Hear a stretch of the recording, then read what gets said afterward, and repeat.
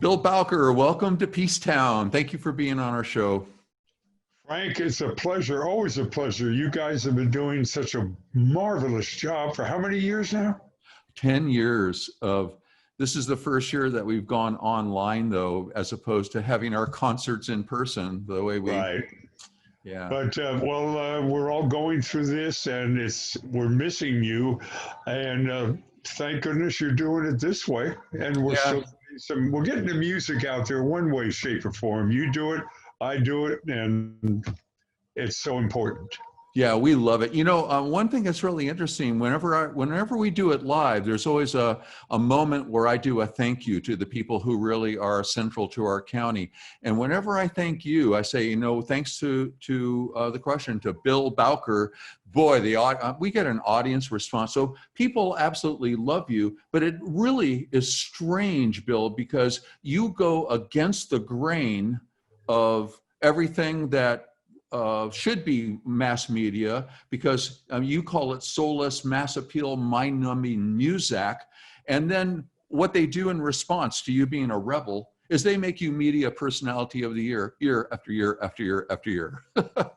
Well, it's the thing is, I care so much about music and being in this special place, you know, Sonoma County for so many years, came up here, 1979.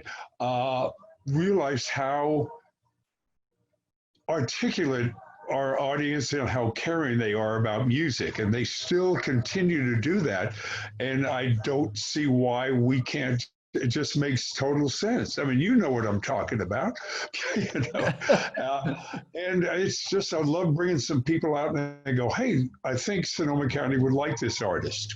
You know? Yeah, well, it's an amazing thing because besides, you know, you are really kind of the home for roots and blues and Americana rock. I mean, really a celebration of the real thing. The thing that you do that seems to be different is that you actually like musicians and are friends with us. Yeah. Yes, and that's a good point. I've always thought, since I wasn't proficient in playing, and nor had the patience of playing a musical instrument, I'll play music. You know, I heard music on the radio. I said, "Boy, what is that?" And so I just, in the days when I first started, it was freeform radio was pretty commonplace, and I just wanted to keep it going.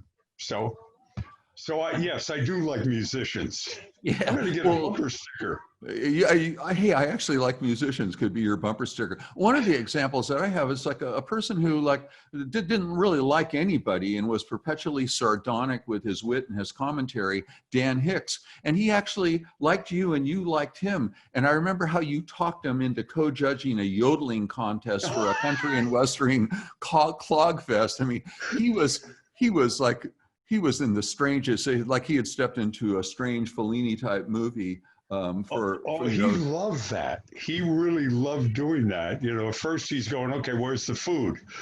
then he just loved that, and we ended up doing a Bill and Dan show on the Crush for years. Yeah. I know. I mean that, and with Charlie Musselwhite, the same way. Your friendships have really created. So one thing that we are all concerned with in the community is the Sonoma County Blues Festival, because it's something that is become, you know, like central to our ability to hear really cool music.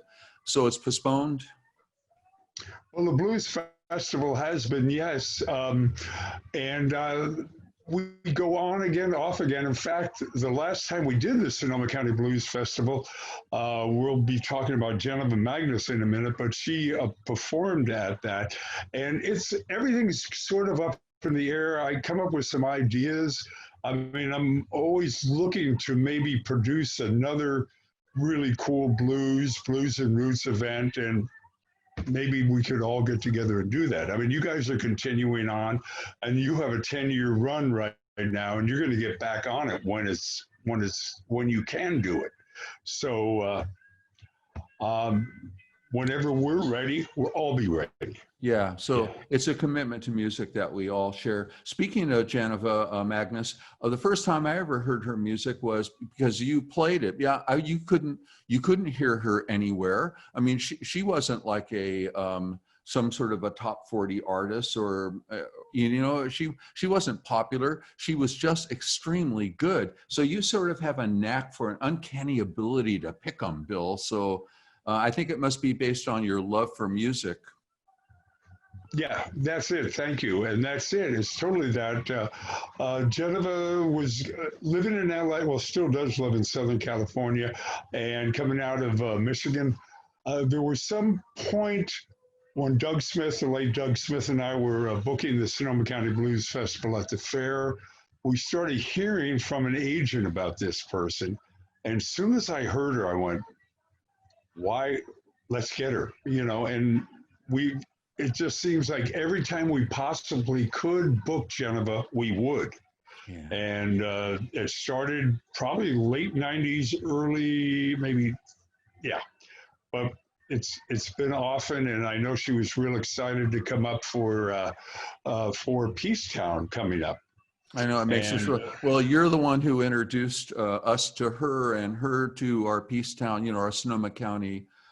To be able to perform live is really a wonderful thing. Yeah, since after you discovered her, she went on to be a Grammy-nominated artist, and also she won the B.B. King Artist. The Blues Music Awards. She's won countless Blues Music Awards, and she's ended up at times emceeing that show as well.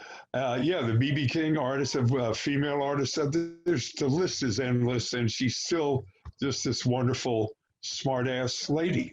I know. Well, she really exemplifies the enrichment that you have brought to our lives with your shows, with the Drive Home with Bill Bowker and Blues with Bowker, and just your presence on the scene has really brought all these people into our lives and it's made it richer. So thank you so much, Bill. Thank you. I mean, on behalf of everybody, thank you for being Bill Bowker, because we need you here. Well, I appreciate it, and I'm gratified that I've been able to do this for so many years here and hang out with you.